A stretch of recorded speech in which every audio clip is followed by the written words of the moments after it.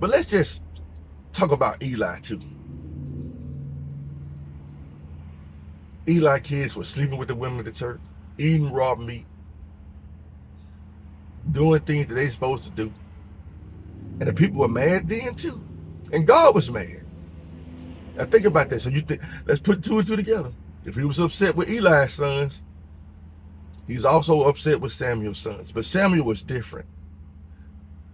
I believe Samuel wasn't punished behind that because he tried to do his children the right way. He probably did correct them, but to no avail. So God let them get a king. But he didn't want it. He didn't want it. He didn't want them to have a king over them. He wanted to stay over their heads. And the first king he put in there was Saul. You know, people always tell us God would not put certain people in office. Y'all better read that Bible again. Because everybody get a chance in this world. The just and the unjust get reign. What makes you think God won't put an unjust steward in play just to see what they do? To give them their chance and their responsibility to seek God and live for God in the right way. Yes, he'll do it. Yes, he will. But you got to see some changes. 2 years. I ain't seen no changes. I've been to churches where the poor were treated a certain way. I've been to churches somewhere where the whole church centered around the pastor, his wife and kids, not really too much of everyone else. I've seen so many different types of churches, and I'm like, does anyone read their Bible? And it bothers me because I never expected to see that. You know, but it's kind of testimony time. I don't like to touch bases on this too much. But it's something I saw as a kid. I'm not going to say no names. I'm not going to name no church. But I used to see adulterous pastors growing up, sleeping with multiple women, all about fame and status. But the thing is, as a kid, I could look over that. Because we had happy times singing in the choir and this and that. But I couldn't unsee. I'm going to tell you why I couldn't unsee it. Because it's still there. And it's the weird thing. So a lot of things that I saw growing up, I still see going on today.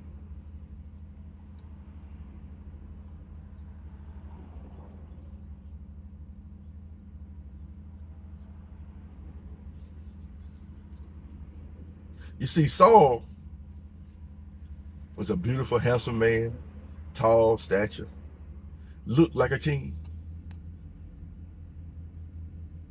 But he got prideful and boastful. God even anointed him with oil. But you got to think about what's happening here.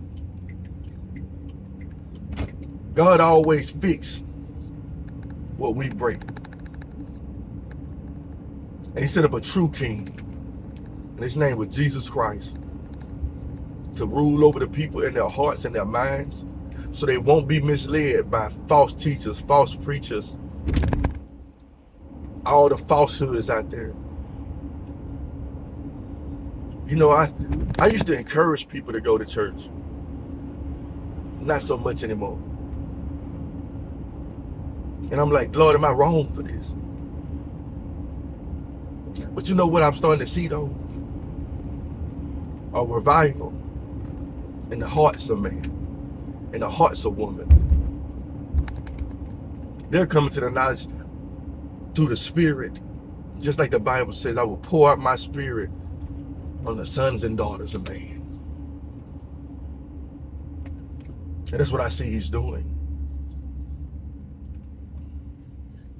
He's pulling people out of the trenches, or the bondage of so-called churches that are living right for God. I kind of want to go off this morning, but I can't. You know, God is not the author of confusion, but this is very confusing. When you read one thing, and then you see something else, How do you take that?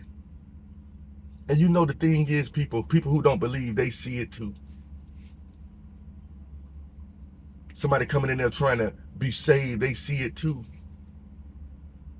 Because God keeps nobody in the dark forever. You know, I'm not perfect, people. But I'm going to stick to the truth. You know, churches are focused so much on money right now, it's ridiculous. I feel like church is scripted. When I read the Bible, man, it's like God spoke to these men and he spoke through them. They didn't rehearse it. They just went up there. It's like they got prepared sermons.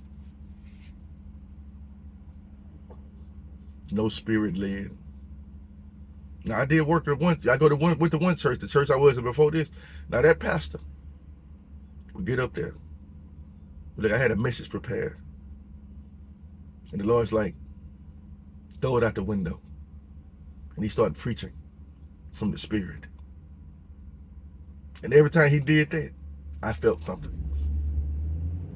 And I go to churches sometimes. I go to churches because I want to feel something. You can't feel nothing in a dead house. You cannot feel nothing in a dead house, people. I see people that are filled with the Spirit, but then I see the leadership, and I'll be like, wow, it saddens me that the church leaders are like this. All about materialism, flashiness. Maybe I need to sell some of them high-priced suits y'all got to pay the rent, to pay the power bill. Take off some of those gold watches off your arms and necklaces and pay the rent and pay the bills. Sell some of those high-priced cars you got and pay the rent and pay the bills. It's like anybody who they feel has a zeal that the sermon is horrible, they putting anybody in the pulpit now because they can talk loud and gather in the crowds. You know, I really do want to preach the word. I really do. You understand? And I'm trying not to judge them, but I'm not. It's the word. But that's why a lot of people are turning from God, because the church is also. The Bible talks about the synagogue of Satan in the Revelations. Talk about people who call themselves Jews who are not, and I found them to be liars. If you look at the first few chapters of Revelation and all the demands that God is directing towards the churches, like the things that need to be changed. And I go around, I look around, and I don't see too many of these churches changing. I see all of them stuck in their evil ways. They're stuck in there, but it's got a lot to do with the leaders, the spiritual leaders, so-called. I'm telling you, that pushed more people away from God than anything. A messed up church. But you know what? I'm glad God is in the spirit-seeking business, the spirit pouring out business, that even if the church is not the church, He made it so you can become one yourself. You understand? Because you know what? God is also in the replacing business. Y'all do know that, right? He never replaced Samuel. Samuel's heart was different from Eli's. He never blamed Samuel for his kids. But he replaced Eli. He replaced Saul, a man he anointed to be king. Because of why? This. that heart. God will replace people. Because he's not going to keep people blind, being led by blind leaders of the blind, and they both fall into the ditch. God will replace folks. And normally, he shows you who your replacement is.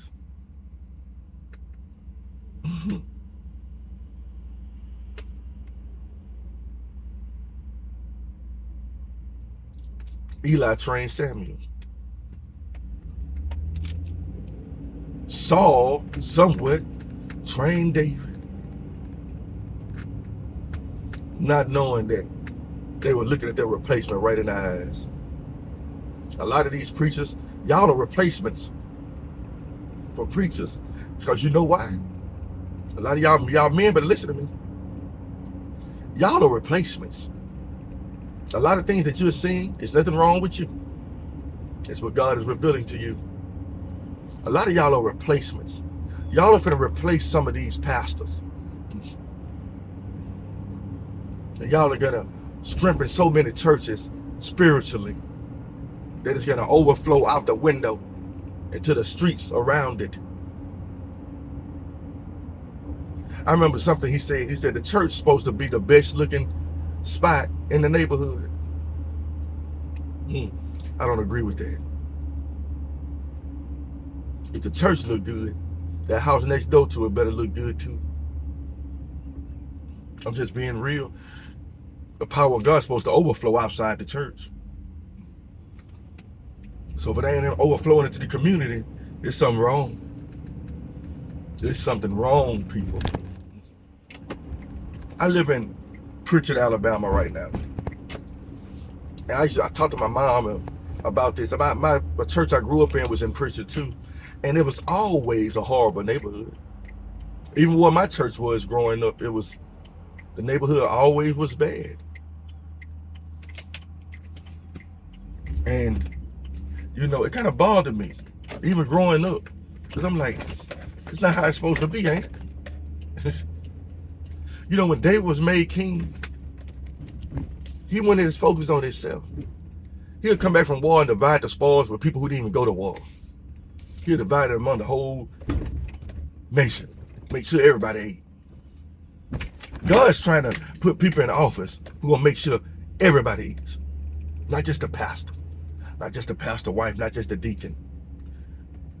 Not just the secretary. God's trying to make sure the whole church eat. And I ain't talking about no food. But that'll come. Once the church start focusing on heavenly things, that will come. I'm telling y'all something this morning. I'm telling you. People are waking up. People are getting upset. I'm going to tell you why. Because God is. Just like he told Eli, I gave you time to correct your kids. I gave you time to remove them out of your office yourself. We're supposed to look to the elders for spiritual guidance. But what if the elders are flawed? What if they messed up? What do you do then? People, if you haven't accepted Christ in your life right now, it's better now. Now, God got some work for y'all.